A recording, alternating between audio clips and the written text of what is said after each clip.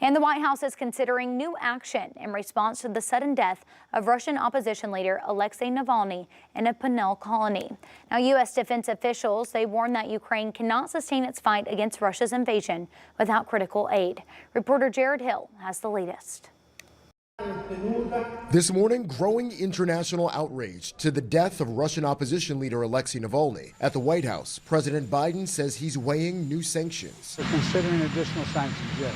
President Biden blaming Navalny's death on Russian President Vladimir Putin. He also told reporters he's not sure if Navalny's death will persuade House Republicans to act on a Senate-passed bill that includes billions in aid for Ukraine. You're making a big mistake not responding. President Biden even said he's willing to meet with House Speaker Mike Johnson to discuss Ukraine aid. Johnson spent President's Day in Florida meeting with former President Donald Trump, who's openly opposed a bipartisan Senate bill that included funding for Ukraine and border security. Yesterday, Trump broke his silence on Navalny, writing on social media, "The sudden death of Alexei Navalny has made me more and more aware of what's happening in our country." He went on to rail against his own legal issues. Trump's 2024 GOP rival Nikki Haley has ramped up her attacks on him regarding Russia in recent days. I don't know why he keeps getting weak in the knees when it comes to Russia.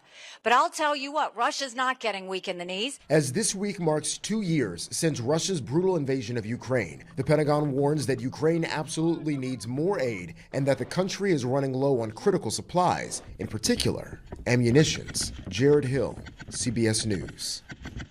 Alexei Navalny's widow also blames Russia's president for her husband's death, and she has vowed to continue his fight. She also says Russian authorities have not released Navalny's body to his mother.